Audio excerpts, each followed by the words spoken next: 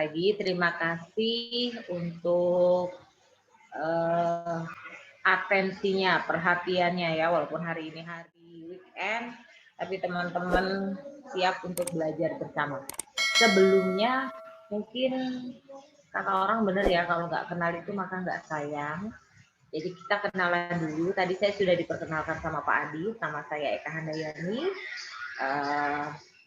Mungkin usia lama saya kerja bisa jadi nggak beda jauh dengan usia Bapak dan Ibu peserta. Saya mau kenal dulu dengan peserta yang ada. Boleh dengan Isnawan dulu. Perkenalkan nama, latar belakang, kemudian saat ini posisinya atau menjabat sebagai apa, dan apa motivasinya mengikuti pelatihan ini. Silakan. Terima kasih waktunya yang sudah diberikan oleh Bu Eka. Nama saya Isnawan Nurholis. Saya asal dari Sumatera Selatan, lebih tepatnya di Rumah Sakit Dwi Sari, Lubuk Linggau. Motivasi saya dalam ikut pelatihan ini, saya akan meningkatkan dan lebih mengerti tentang komite keperawatan ini dan tugas pokoknya untuk kedepannya. Jadi untuk rumah sakit ini lebih baik lagi. Mohon bimbingannya Ibu ya. Terima kasih. Baik. Terima kasih juga. Silakan selanjutnya Ibu Egi dari Rumah Sakit Jumpa. Bacanya sebenarnya apa sih? Jumpa. Assalamualaikum Silakan. warahmatullahi wabarakatuh. Waalaikumsalam warahmatullahi wabarakatuh. Perkenalkan, nama saya Egi Rayana. Saya asal dari Aceh. Sekarang bekerja di Rumah Sakit Jempa Hospital di Biren. Jadi saya sekarang menjabat sebagai komite keperawatan. Berhubung saya baru bergabung di komite keperawatan. Jadi di sini saya ingin mendapatkan ilmu baik dari proses kredensialnya maupun di mutu profesinya. Terima kasih. Oke. Saat ini posisinya Bu Egi sebagai apa di komite? Ketua atau subkomite atau Ketua komite ya. Ya. Oke, kalau Pak Isnawan ini panggilnya apa? Panggilnya Isnawan aja Bu. Iya. Ismawan. Oke. Isna. Oke. Pak Isna sekarang posisinya sebagai apa?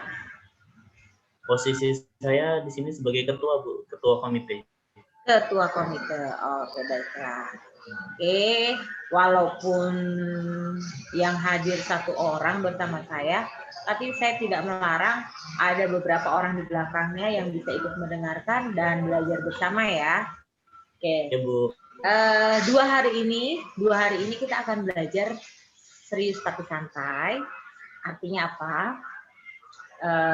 Bapak dan Ibu boleh mendekatkan makanan dan minumnya karena kita prosesnya adalah online, jadi santai saja. Kita akan belajar sama ya.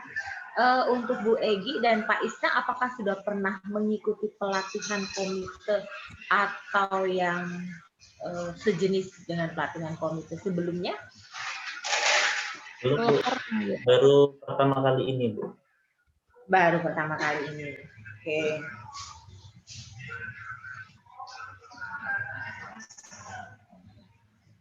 Selama menjabat Pak Isnawan sudah berapa lama sebagai komite, ketua komite? Kalau atau saya didirikannya? masih baru Bu. Masih baru, belum ada. juga? Ya, masih baru 1 bulan. Oh, baru 1 bulan. Oke, berarti fresh banget ya. Mungkin kalau materi yang saya sampaikan, kita punya 5 modul seperti yang saya sudah sharekan di grup WA. Bapak Ibu sudah belajar. Nah, yang saya mau ganti share ini. Saya habis ikut pelatihan.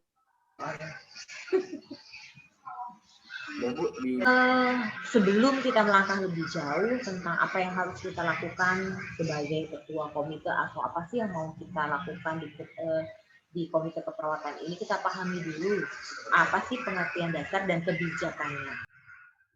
Ya, jadi konsep dasar kompetensi yang diharapkan Bapak dan Ibu setelah mengikuti pelatihan ini adalah memahami profesi dan profesionalisme dalam penyelidikan. Ya, kemudian Bapak dan Ibu nanti bisa paham konsepnya komite itu apa sih?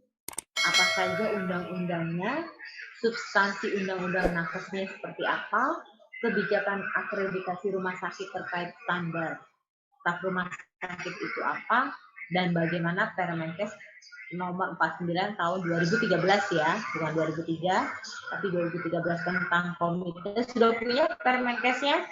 Itu wajib ya. Kemudian harus memiliki NSBL, Nursing Staff Bylaw, atau peraturan internal staf keperawatan rumah sakit. Idealnya seperti apa sih Nursing Staff Bylaw itu? Tidak ada yang mengatakan idealnya seperti apa. Kenapa? Karena itu tergantung dari unit atau rumah sakit Bapak Ibu sendiri seperti apa. Jadi pengaturannya disesuaikan. Konsep dasarnya ada, sudah diketok palu sama HPMI di Malang 11. Ya, kebetulan saya ikut di sana. Jadi saya ikut merumuskan Nursing Staff Bylaw ini yang dibuat oleh HPMI. Saya ikut di Malang. Ya, kemudian lebih lagi dikuatkan di 2018 saat PIP pertemuan ilmiah tahunan. Kita punya pertemuan ilmiah tahunan, yaitu membahas tentang konsep-konsep yang dibutuhkan oleh para perawat manajer Indonesia. Salah satunya adalah membahas penerapan dari NSBL ini. Oke. Ya, secara garis besar materi yang akan disampaikan di modul yang pertama ini adalah Bapak dan Ibu memahami konsep, ya, kemudian memahami peraturan dan kebijakan terkait dengan komite. Kemudian tujuan akhir keperawatan itu adalah well-being of other people. Tapi harus memperlakukan sebaik-baiknya pasien. Ya, karena apa? Sekarang ini program akreditasi adalah patient centered care. Nah, ini dari sekian pemaparan dan sekian formulir, adakah yang sudah dilakukan oleh Bapak dan Ibu? Atau baru tahu, oh ternyata harus seperti itu? Apakah sudah pernah dilakukan? Belum pernah. Baik, kalau belum, berarti nanti buat dulu panduan. Ya, buat pedoman penyelesaian pelanggaran etik. Buat juga kriteria pelanggaran etik. Ya, jadi Bapak dan Ibu bisa membuat tugas yang ada di setiap modul, kemudian dikirimkan. Jadi seperti yang tadi, materi terakhir juga di halaman terakhir ada beberapa penugasan. Nanti Bapak dan Ibu boleh mencoba membuat, kemudian masukkan di dalam OneDrive yang tadi dibuat oleh Pak Adit. Kemudian besok saya akan mereview materi atau tugas-tugas yang Bapak Ibu kumpulkan, ya. Kemudian kalau Bapak Ibu merasa kurang, Bu Eka, saya minta ini, nanti sampaikan aja di WA. Takutnya saya lupa tadi saya ngomong apa, kemudian saya lupa memberikan.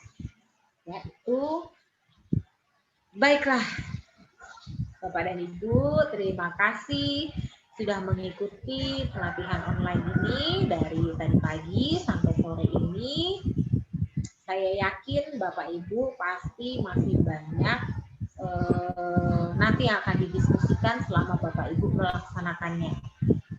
Ya, saya akan menerima konsultasi melalui WA Group. Sampai besok saya akan bahas. Silakan kirimkan materi-materi yang mau jadi bahan diskusi atau masukan di dalam OneDrive. Nanti akan saya review dan saya akan berikan komentar. Juga pertanyaan-pertanyaan Bapak dan Ibu di WA Group. Baiklah Pak Adit, selanjutnya saya serahkan waktu dan materi selanjutnya ke Pak Adit. Silakan Pak Adit. Terima kasih. You can contact Smart Projects with Nadia at 081223838486 or email at sm.artprojects2001@gmail.com or marketing@smartprojects.co.id, and you can contact from Smart Projects social media. Don't hesitate. Just call. Okay. Okay. Thank you. I call right now.